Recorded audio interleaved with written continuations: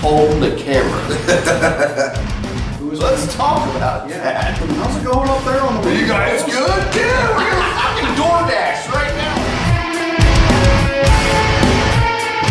walk up? It's gonna be over. No, they kept going. Yeah. They were doing that. Okay, We didn't even phase them. oh, you know, who ordered the tax? You know.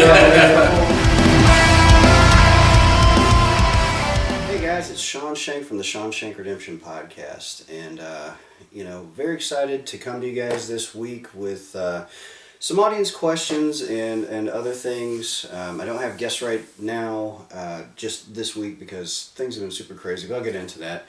But before I get started, I want to give a big shout out to my sponsors. First of all, Black Label Chronometers. If you look right above Cowboy Hat, which we're starting out with this week, you see the custom clock made by Black Label Chronometers. Ryan Babb out there. He can take anything, any design you want, and I mean, you see the proof in the work. It's just, he does gold, everything he touches. So check out Black Label Chronometers. You find him on Facebook.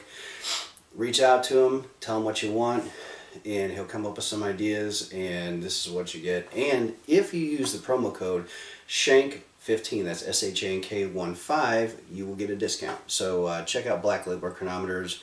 Takes old vintage albums and turns them into clocks. So very cool stuff. And also check out myvibe.com. That's myvyv.com. Now, what is myvibe? If you're tired in the middle of the day, I've worked in offices, I've worked in factories, I've worked out in farms, and you just are spent by 2 o'clock. You need to pick me up. Coffee's not going to do it. Check out myvibe. They have like these, smelling salt, you just crack it open, right? And it hits you and it just blasts you with like this wake up sensation that it puts life right back into you, clears out your sinuses. And you can see their videos online where, people are taking it and it's just blowing them back. But I'll tell you what, it'll wake you up. So if you're, in the cubicle and you're just dying, crack one of those open, you'll be good for the rest of the day. So myvibe, myvyv.com. And if you use, again, code SHANK15, SHANK15, get you a nice discount. Alright, so typically I try to wear shirts from other comics that I've worked with, because I'm always trying to promote other comedians. Well, today a little bit of selfless, shameless self-promotion. I'm wearing my merchandise. This is and the reason I'm doing it is because we just finally got the domain name WJA.com. That's WJAcomedy.com. WJA Comedy, you see it right there at the bottom. And that's for Winking Jeep Army. The Winking Jeep. All right. And you're going to have, when you go to it's being built as we speak. And eventually when you get there, there's going to be products like my shirts, lanyards, stress balls, fun stuff, links to my books, which actually my subject tablet is sitting on top of my books. I've written 6 of them. You can find them on Amazon, every single one of them, 5-star rated across the board. Edited terribly, thanks to Amazon's transfer. But people love them. And so, pick up books, you can pick up shirts, stickers, all kinds of stuff. And so Winking Jeep Army, WJAcomedy.com.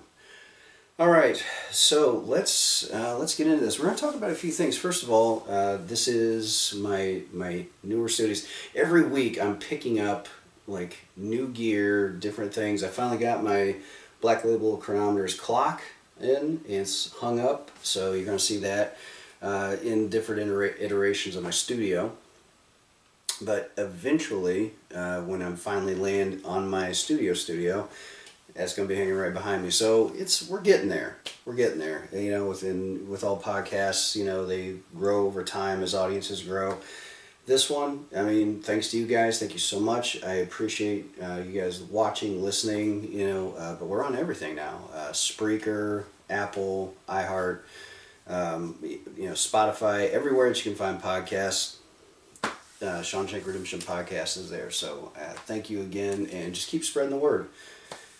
Lots of fun stuff. We'll be talking to a lot of interesting people. And that's what, when it comes to this week, my comedy schedule has gotten very crazy, and it is getting markedly more difficult to talk to comics, because I had comics this week at the comedy club where I'm a general manager, which is the Underground Laugh Lounge in Niles, Michigan. If you're anywhere in the region, they have amazing comics there, and they do everything right. And there's a speakeasy on top of having an amazing comedy club there, so you definitely want to make it's a destination visit. But I had comics there, and then I had a show in Montpelier, Ohio, and it was a weird little venue. Okay, so comedy is not like it used to be. Back when I started, primarily there were comedy clubs all over the country, and you had what we called the full work week, which was like Tuesday through Sunday. You had one show Tuesday, Wednesday, Thursday. You'd have 2-3 shows on Friday, and generally 3 shows on Saturday, and then 1 show on Sunday, and then Monday was your travel day, right?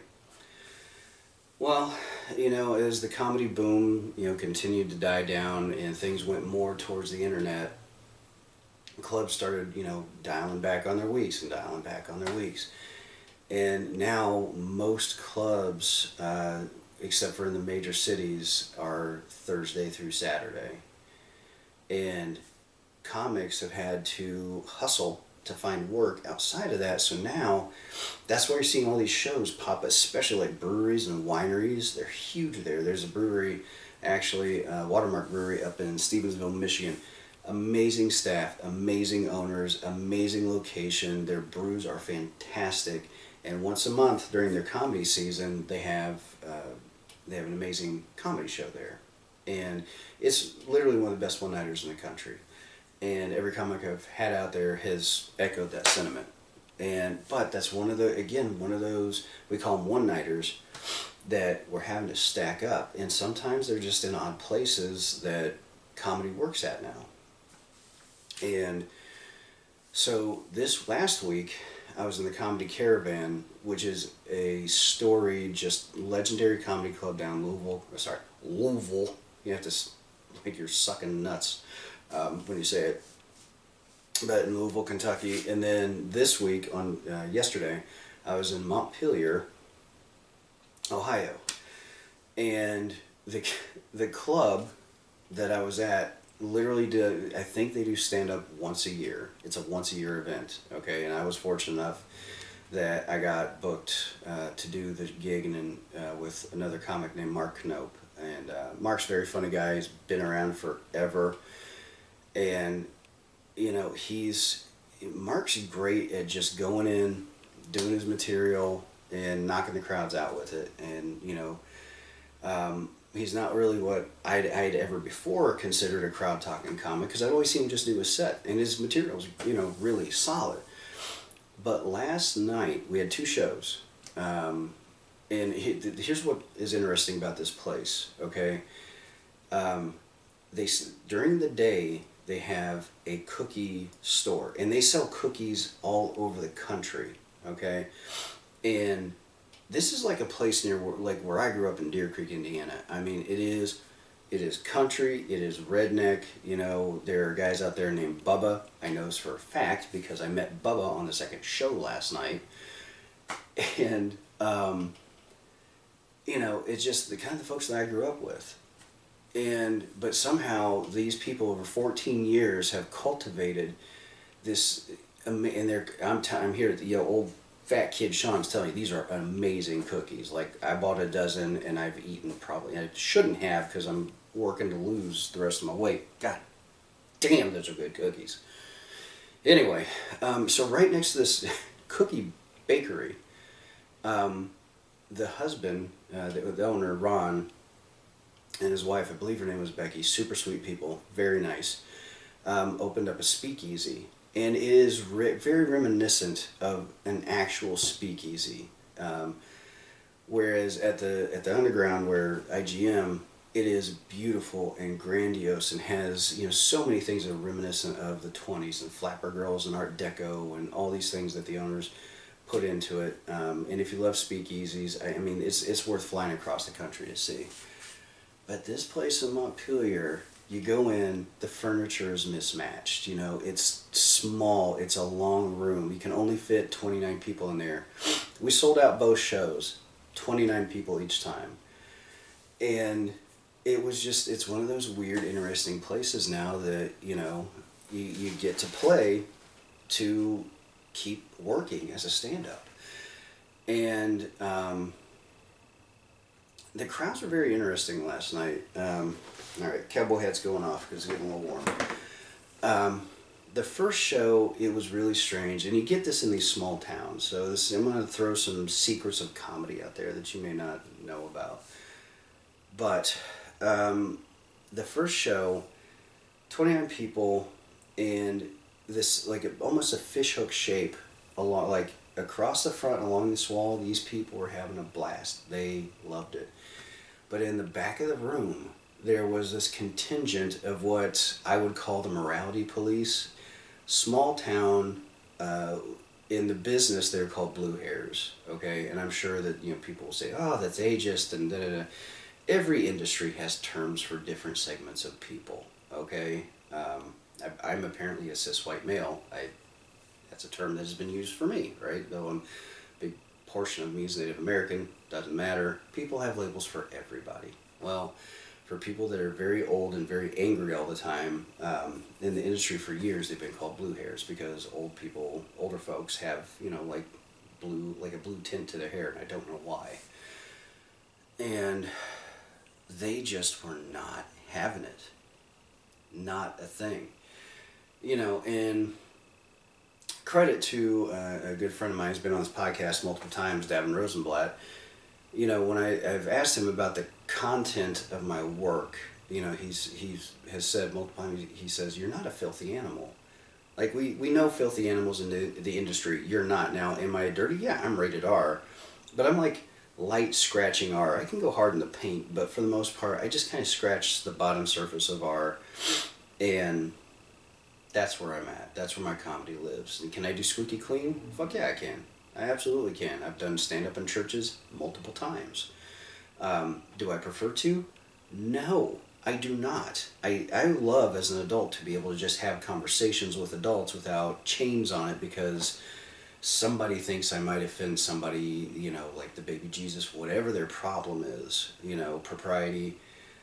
But it just makes it uncomfortable for everybody. And if you go into a comedy show, and I'm going to tell you guys this, and I mean this sincerely, if you're going in with the intention of being offended or saying things like, well, if they have to use the words like hell and damn, you can't be, you're not a good comic if you can't be funny with it, you know, if you have to use those, stay home.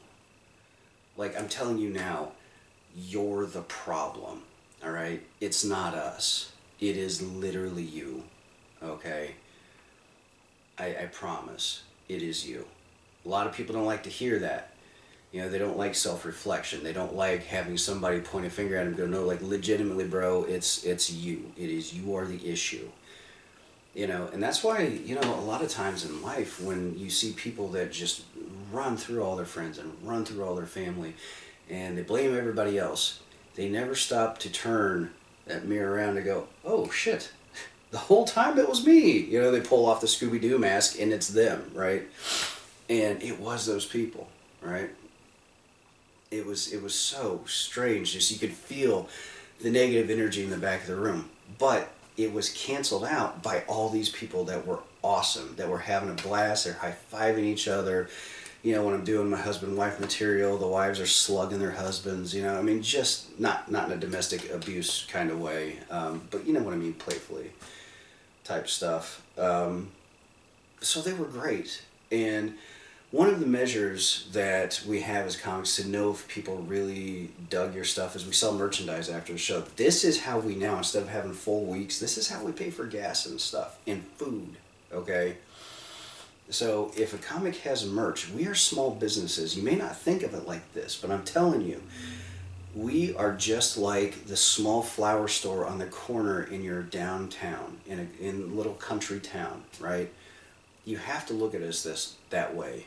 Just because we're traveling and we're doing something where it's like we're funny, we're up there on the stage, that doesn't mean we are, you know, flush with cash all the time. We have mortgages, we pay electric. I have a buddy of mine, Sam Rhodes, who's a comic over in England. We were talking this morning on the phone, and he was talking about his electric bill and how high it is over there, and how he's having to find extra gigs and things. So it's, this matters, right? So, but I was saying, we measure our success, sometimes by, if a bunch of people buy merch, that tells you, wow, they really enjoyed the show so much that, and they dug this stuff that they are buying. And I had an amazing merch night, both shows. Okay, so I know those people were happy. So all the folks that woke out, remember the fish hook I was telling you about? They walked out, they're like, man, we had so much fun, this was great, da-da-da. But the morality squad walked by, there were a couple of them that looked at us, and kind of gave a polite nod, but they headed out the door, right? So they're going to walk away. We had a horrible time, all right? But are they correct? Well, in their own little world, right? They're correct, I guess. They're correct. But if you balance against the majority in that room, no, they're not. They were just uptight, weren't there to have fun, and walked away victims of their own psychology. Okay, so please, if you're going to go to be offended with morality, wokeness, whatever your issue is, stay home. Just stay home, because you're ruining it for everybody else, or you're attempting to, with like your negativity and your hatred and things that the world just doesn't need. Really don't. If these folks go thinking, they have these high morals and they're going to go to church on Sunday, and I know plenty of people that go to church that laugh at the shit that I talk about, all right? But if you're sitting there thinking, no, people need more of what we've got over here, it's like, really? You think people need more anger and hatred and just being a stick in the mud, right? That's what you think this world needs? You're wrong. Okay, so that, first show is what it was. The owner, Ron, even, I was talking to him, he was, because he had to play barkeep last night. He wore this like cool little bow tie, like an actual bow tie. It was really cool. And he gave me a free cookie, so that made me happy. But he said, he was like, man, those people are like stiff. He's like, all these people are great, but those ones they quit. He's like, I just don't understand. I said, man, I've been doing stand-up almost 30 years. I don't get it either. Like, I'm getting a PhD in psychology, and I'm trying to figure out humans. Doesn't make any sense to me still, So I don't know. Like, I'm trying. I'm doing my best to get a terminal degree, so I understand the human mind, so maybe I can give an explanation to other people, but fuck, I'm at a loss, right? So they leave, and got to spend some good time talking with Mark over in, because the cookie shop's over here, chit-chatting, and then walked into the showroom for the second show, and it started at 9:15. Energy was totally different. As soon as you walked in, you could tell, like, man, these people are here to have a good time. And as a comic, that's awesome, because it's like, man, now we get to play, now we get to like live this experiment that is human connection, right? And laughter. It is the best. Because as a comic, it's really frustrating too, on a level, and yeah, there is a bit of a sense of, you have to be professional enough to know your audience and make moves to make everybody happy, but there's only so much you can do. A friend of mine, in a massively talented comic, Katrina Brown, just put something up on social media today where she was talking about how it's weird that as comics, we'll put out material, and 99 times out of 100 it will just smash, but then there's one night, one room, it just doesn't work. And that was kind of what happened last night for show. There were some things that it would work a bit, but because of, the energy vacuum in the back, and if these people, if anybody out there that was the show last night and you were sitting in the back, I am talking about you. You can take this clip, duet it, put it on the TikToks, if you even know what those are, and talk about what a terrible person I am and how I probably am going to go to hell. I don't care. it was your fault. And I know there are comics out there that disagree with me. Oh, it's never the audience's fault. And you know what? I would agree with those comics, but I'd be wrong too. Nah, energy vampires in the back of the room just sucking the life out of everything. And you do the joke, you know it's a killer, and just nothing from that in. And it's just like, this joke has worked in hundreds of cities, but no, you guys are the ones that decide that no, it's actually no good. No, thousands upon thousands of people have loved it, but you're a group of 5 or 7. Yes, you are the adjudicators of fun. Shut up. Just shut up. So, yeah, right? But this second crowd, I mean, they were just fun, and I was doing more crowd work than I was doing my set. And if you don't understand what the difference is, and I may have talked about this before on the cast, crowd work is like what you see Matt Rife and Don Rickles and other geniuses out there like Davin Rosenblatt, Mike Merck, who's been on this podcast, just get into the crowd, and they are so good at finding elements and turning them into golden stand-up, okay? Now, most comics can do that a bit, but they prefer, and you guys need to listen to this because this is how comedy works, they prefer to do a set, material that they have worked on for decades, okay? That they tell the thing, you guys laugh, all right? You get that relief. That's what comedy is, guys. It is the connection between us, the comics, and you, the crowd, where we come together, we throw out these ideas, and make you laugh. It's an automatic response. You can't help it. It just comes out of you. And what happens is when you're laughing, all this nasty shit that's out there in the world, the Ukraine and rigged elections and whatever else that, is by the media, it goes away. And even if the comic's talking about those things, they're making it funny, it goes away. Okay? Right?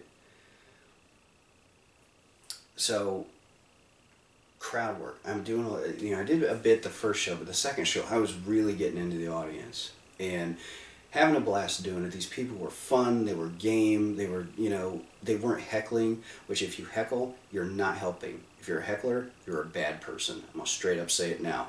You're drunk, you're heckling, bad. You're a bachelorette party, you're heckling, bad. Stop it. Stop ruining shows. But these people were just, I'd engage them, they'd engage back. It was a blast. We were having fun. They were smart. They were saying funny stuff, making it just even, it was just this never repeatable, amazing moment that we were just living together. And I thought, you know what, I jumped into these people pretty good, and Mark's going to go up. He's going to kill it, but he's just going to do a set, Because Mark, as I've worked with him over the years, I've never seen him jump into a crowd as much as he did last night. But he even said like 10 minutes into his set, he's like, you know what, something just clicked, and he was like, you know what, I'm just going to talk to these people. And he was up there, standard headliner set, minus 30 minutes as a feature if I'm featuring. If I'm headlining, it's 45 minutes. Mark did an hour and 15, an extra half hour on top of what he normally does, and he had him the whole time, and he did it just talking to him. Now, yeah, he did some of his bits, okay, admittedly, he did some of his material, but for the most part, he was getting people to confess stuff that I'm sitting there in the foyer with my merchandise waiting for people to come out, and they are just giving up stuff that, I'm just looking around like, how the hell did he get them to admit to that? Jesus Christ, like salacious things. And he would ask permission too. That was the thing. He wasn't like digging into the depths. These people were just like, pulling open their chest, here's our lives. It was amazing. I praised him probably 4 or 5 times through messaging, just saying, dude, I have never seen you do that before, and so professionally.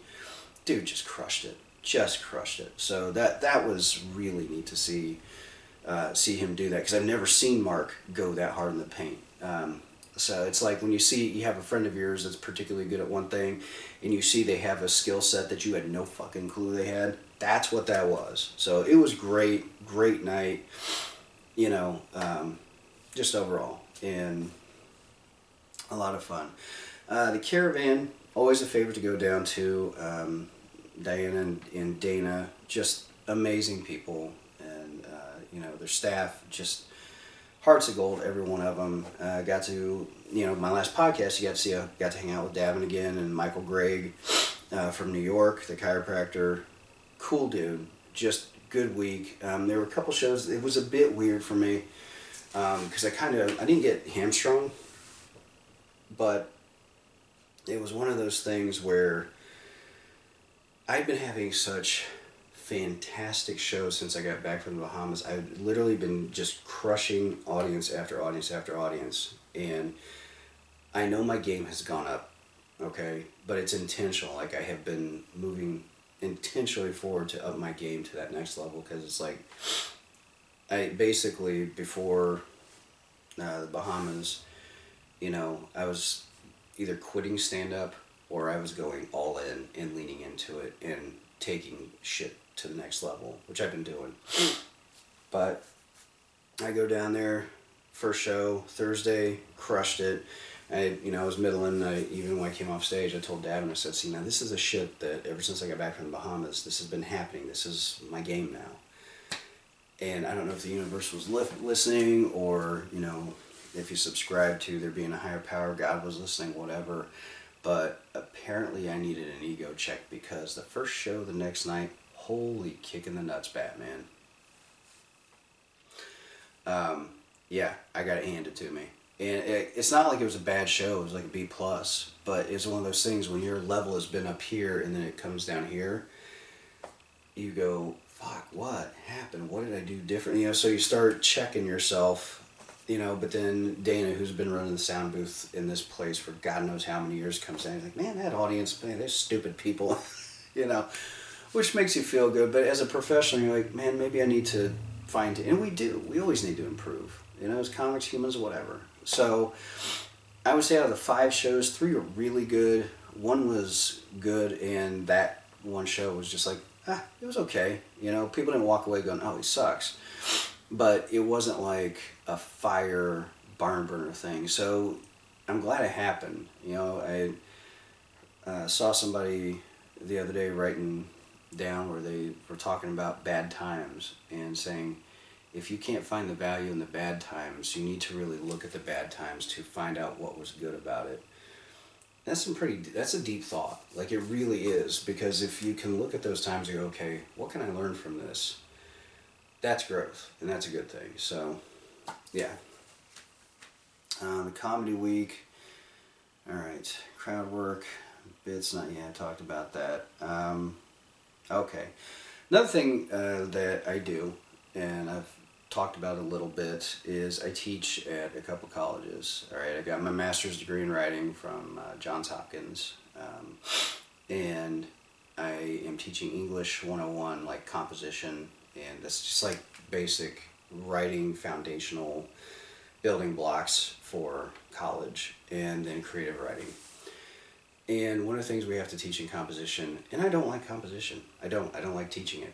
Like, I like my job, don't get me wrong, but the way we teach English, and I think the way our educational system is structured, is messed up.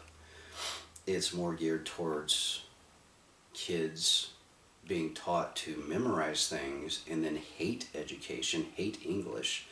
So I feel like I have to spend my first 4 or 5 weeks every semester deprogramming these kids and getting them to actually like the process of writing, right? So one of the things you have to teach in composition is argument. And argument's important because you have to learn how to argue correctly. Argument doesn't mean we hate each other. It means I have a viewpoint, you have a viewpoint, let's talk about it. And try to figure out a common ground, or maybe you will say some shit that I didn't think of before, and it makes me consider your point. And you know what? That is how you do it. That's winning an argument. It's not beating the other person into the ground. It is opening minds, okay?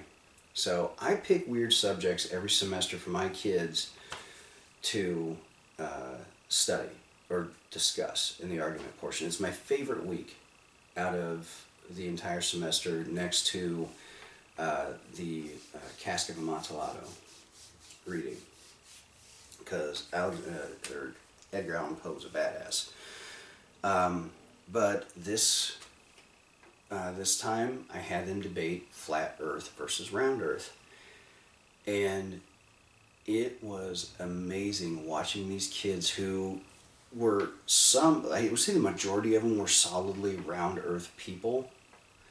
And because they had to take the position of what they call flurfers, flat Earth flurfers, they really had to discuss, like, study things and look at what the supposed science is on the other side. And I cautioned the round earthers. I said, look, I said, you could easily just dismiss everything as poppycock. And I'm talking to you guys as much as what I recited to them. I said, but let's consider the Easter Island statues. Okay? Easter Island statues, for years, decades, we all thought it was just the heads. Just the heads. I have books from like the 60s about Easter Island. It was for some reason, it was like one of my favorite subjects as a kid, where it's just the heads. And I just thought it was fascinating that they would put these heads all over the island, right?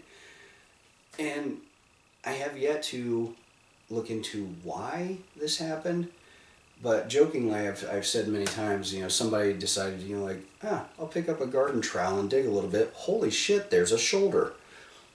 These statues go dozens of feet into the ground. They are massive statues.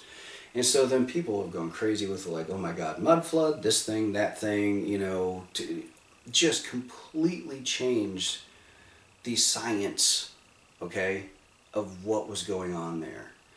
I said, so never be settled in the science, because science by its definition is never fucking settled. It is always the continuous march forward to discover and understand. You have science and then you have fact. All right? And those definitions are very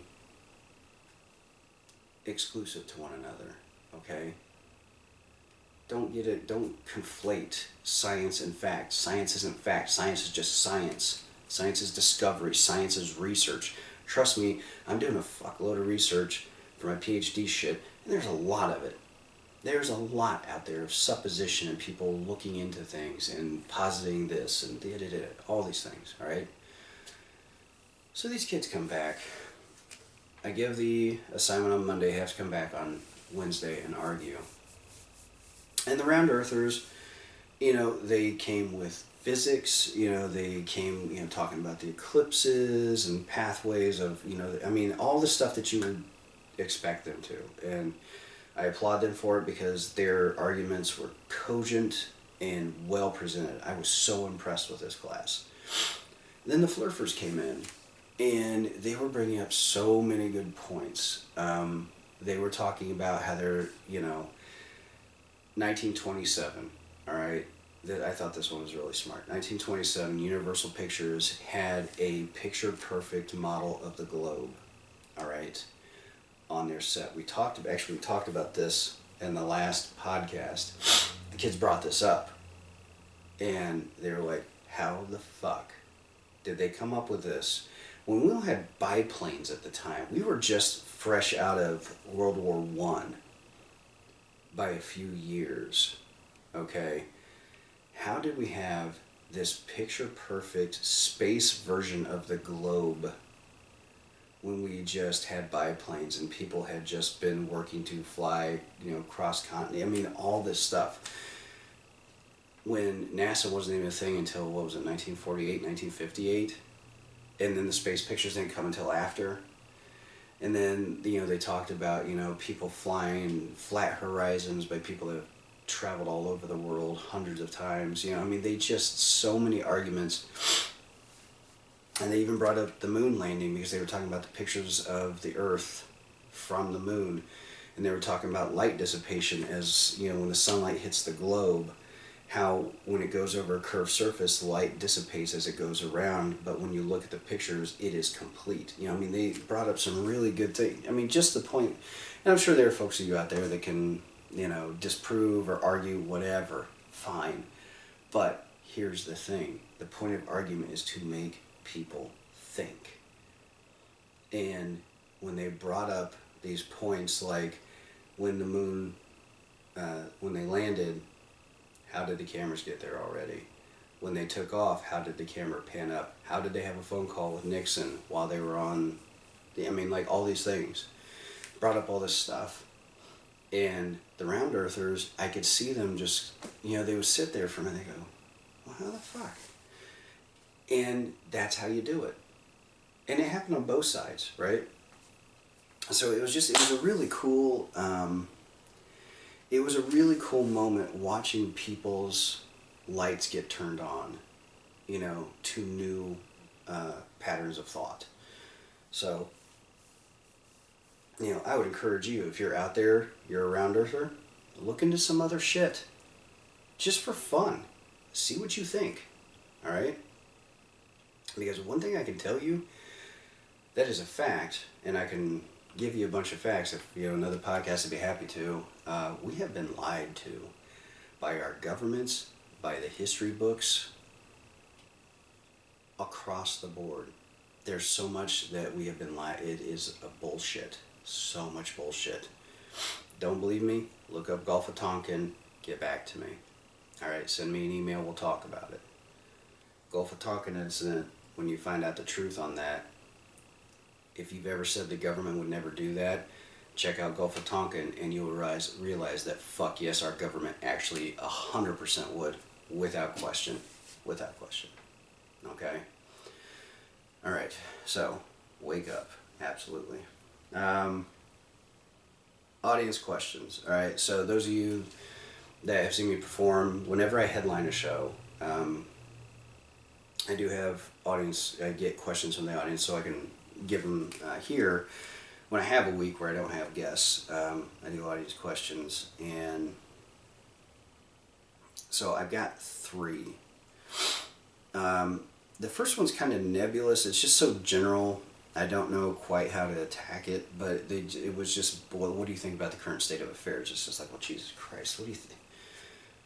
I mean, the world is going fucking nuts. I mean, if you look at just the weather issues that we're having in the world, and natural disasters and things like that, and the floods and the earthquakes and the volcanoes and the eruptions and the storms and the, quartz pushing itself, volcanic steam vents in Oregon and all the other shit, it's almost like there's somebody that's a higher power that's really fucking pissed off at everything that's going on. Now, I'm not going to say that, this is the apocalyptic end times or it's the start of it or anything, but son of a bitch, like, there's a lot going on. And when you've got the people in the know, and this is proven, this is fact, they're doing it, the Zuckerbergs and people that are building bunkers, they're actually doing it, while the rest of us are still trying to live our normal lives, some shit's going down, okay? And I think our current administration is an absolute train wreck. It's a joke. They lie about things all the time. They keep saying inflation, oh, it's over, or it's been over-exaggerated. It's like, really? Did you pay my shopping bill? It's up all over the planet. The gentleman I was talking to this morning, my buddy Sam over in England, his electric bill for his little flat, was almost $750 US. Okay? And unless he's charging Teslas out of his front room window, that is fucking insane. That is insane. And they're trying to normalize, like, no, these are the rates now. Just like there's a CarMax ad where the lady's on her phone. She's like, wow, they really looked at, our income and everything. And they came up with the best price. And then she shows the phone, and it was $552 a month. They are trying to normalize car prices that shouldn't be. You should never be paying more than $300 a month at the most for a car payment. $552 used to be close to what a rent payment was, and a couple $100 on a mortgage payment. Now they're trying to convince you that is okay to pay for a car, and it's not. But here's the problem: we as the public aren't looking at them and going, you know what? Go fuck yourself. If we would just stick together on things and stop looking at the labels going, you're gay, I hate you. You're black, I hate you. You're Asian, I hate you. Or you're white and you said the word Chinese, how dare you, you're canceled. That actually happened to me, okay? I'll tell you a little story. When I was in my master's program, alright, I was recounting a story in one of my classes. I had to write a creative nonfiction. And I ran in the Nude Olympics at Purdue. And my roommate, Brian, was Chinese. He is self-described as Chinese. He calls his family Chinese. He made fun of me constantly for not being Chinese. He always told me, jokingly, which I always thought was hilarious, that being white, I was lesser than he was because he was Chinese. All right? He was a persnickety little cuss. I love the guy to death. Okay? So I'm recounting this story, and there's a point when long story short, Nude Olympics at Purdue, if you don't know, a person will bust out of a crowd of about 10,000 people, run around the courtyard of one of the dorms naked, get back into the crowd, and get dressed before the cops or counselors will catch him. Well, Brian, instead of doing that, ran out of the fucking carry quad naked where I was waiting with the getaway car. All right, there's a whole story, and I'm going to save it for another podcast. But I said in the story, and I'm standing there in the middle of a snowstorm, and I see a naked Chinese man running at me, followed by about 10,000 students, cops, and student counselors. And everybody in the class, save a couple of them, said, "Why'd you have to identify him as Chinese?" I said, "Because he is Chinese. Like, that's what he is." And for you to say, "How dare you identify him as Chinese?" It's like you're making it a negative thing. Not my action, but the fact that he's Chinese. You know, and how bland to paint a picture saying a human was running at me of a non-gender specific nature in a position of dress that was less than fully dressed. I mean, no, a naked Chinese dude was running at me. And I even reached out to him. I was like, "Dude, does this offend you?" His response was, "No, fuck them. I'm offended that they're offended. I'm Chinese and I'm proud of it." Yeah. Gee, how the fuck did I even get on this subject? Oh my god. You guys got me all kinds of messed up. Alright, current state of affairs. Alright. Things are messed up now. They really are. But that's the division. They're trying to separate us. Okay, with wokeness, with stupidity, with far-right frothing idiots, far-left frothing idiots. I'm against any frothing idiots. I'm for the 95% of us in the middle who aren't frothing idiots or trying to control everybody. Because that's the majority of everybody. If you would take time to talk to somebody that doesn't look like you, is from another culture, I guarantee you're going to find most people are not only nice, but they want the same things you do, and they believe a lot of the same stuff you do if you have a conversation about it. But the people in power don't want that, because the division keeps them in power and keeps them getting money and keeps us poor and keeps us having mysterious fires on, elite, beautiful coastal towns that, are catching fire mysteriously. Oh, it's so crazy. And the houses that are blue and things that are blue aren't catching fire more than once. In scientific study, when something happens more than one time, that's called a pattern, all right? And what you call conspiracy theory, people that are watching say, "No, we just connect dots and we look at patterns." I'm just saying, keep an open mind. So you want to know current state of affairs? There's a lot of shit that's fucked up. And we need to get together and love one another, okay? That's what will stop the evil. I'm telling you, love will conquer darkness.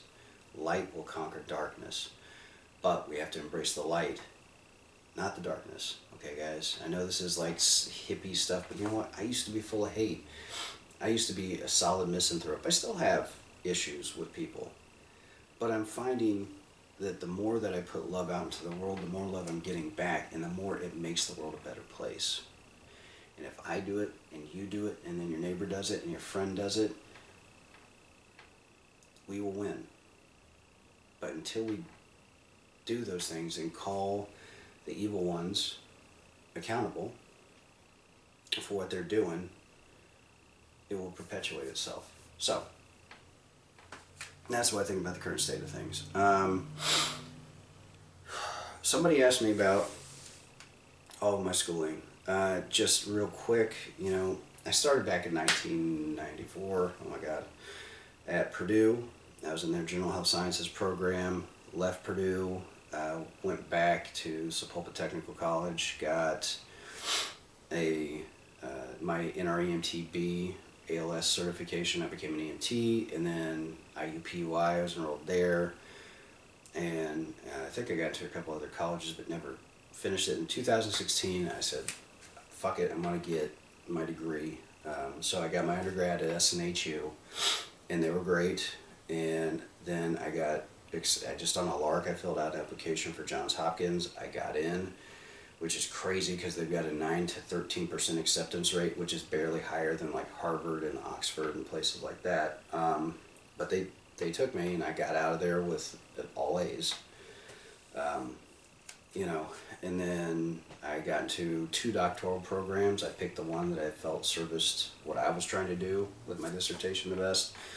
And I'm right at the beginning of it, But my first major paper, I got a 94%. My professor said, fantastic job. And most of the shit that I missed on was just citation and grammar shit. So I mopped that up, and I keep my nose to the grindstone. I'll be golden. All right, so that answers that. I really don't want to go down that rabbit hole. But here's an interesting one. How are jokes created? Holy shit. Okay. Again, this is probably something I would want to sit down with other comics to talk about, because that's a subject that could take hours. But everybody has different formulas. They use cloud writing. They write down their dreams, observations. Sometimes shit just hits you, and sometimes, you look at something and you say, you know what, I think that's funny. And you work on it and work on it until it actually turns into something funny. And sometimes you'll hear something from just a random person who's not a comic. They'll say some shit, and as a comic, you'll realize, like, that's funny, and I know that's funny. So you will take that and turn it into something funny. And there's a rule in comedy. It's called 10-90-90-10. All right, the 10-90 is 10% truth, 90% bullshit. So that's basically fiction, a little bit creative nonfiction. And then there's some stories like the Nude Olympics, which I'll tell in another podcast, where it is 90% truth and about 10% of it is tweaked, so it makes the story a bit funnier, because we are here to entertain, okay? But that's true. So it's funny because so many people will go and watch a stand-up show, and they will just think everything coming out of your mouth is the absolute truth. But, as comics, we are weavers of tales, and sometimes they are just bullshit, and sometimes they're not. So sometimes instead of assuming as you're watching stuff like this is all 100% true,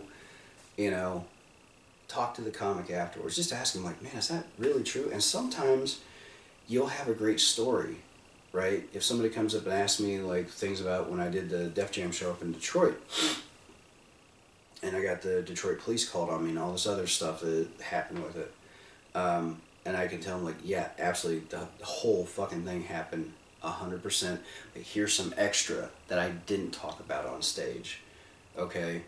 And then there are other times somebody will ask me, about a marriage thing, and I'm like, no, that's completely fictitious. I just made that up to make you guys laugh, because that's my job, okay? Don't be offended that some of this is just smoke and mirrors, okay? My job is to make you forget life. All right, whether it be for half an hour, 15 minutes as an MC, or if I'm closing a show, 45 minutes to an hour. My job is to make you laugh and put you in this suspended dream of this world that I'm creating with all my jokes. And then once it goes away and you walk out of the club, the theater, whatever it is, you're like, oh shit, we're back in the real world. And if that happens, then it's successful. That the whole experiment is a success. So yeah, to get into the meat of it, it's almost like I have to do a master class for a podcast, and I'm not going to do that because I don't think it's as entertaining. But if you guys want, write in. you know, I've got an email, which shit, I've got to check for this podcast. I haven't done that in a while. And check for questions. Send me questions, okay? And it's SSR, yeah, SSRP, Sean Shank Redemption podcast at gmail.com. So, anyway, that's it. Been on here for a bit, and it's just me, so I'm not going to drag this out any further. You know, I had some good stuff to talk about and some good points and things. One thing, and I've been ending my shows this way, and I'm going to continue to do so because I think it's important. And this is not even my quote, but I think it's a powerful one. And it was on Ted Lasso, as a matter of fact, and he's even quoting it. It's all derivative, but it's a great point. When it comes to human beings, be curious, not judgmental, okay? And just sit with that and think about it for a while and what that means to you and how you interact with other humans throughout your days, okay? All right. Again, Sean Shank, and I want to give, again, a shout out to Black Label Chronometers, Ryan Babb. Hit him up, Shank15, get you a discount. Check out myvive.com, myvyv.com, Shank15, that'll get you a discount. And also, these guys are sponsors of mine, but the owner is a dear friend of mine and a fantastic comic, and their product is sublime. I've got a shitload of it in my cabinet. It's meatsohorny.com, msh.com, meatsohorny. Guys, I'm telling you, their spices, I don't think I've had any better out there. All of their rubs, I mean, they're funny, they're great, you know, their themes are funny, the pictures are funny, but the thing is, hidden behind the hilarity of their product is a ton of depth. A ton of depth, okay? Jacoby's Dark Side salt, garlic, bacon. Say no more. Meat So Horny. Check them out. All right, thanks a lot, guys. This has been the Sean Shank Redemption podcast. I've loved it. If you sat with me through this, I appreciate you, and we'll catch you next time. And never forget. Guess what it comes down to is get busy laughing or get busy dying.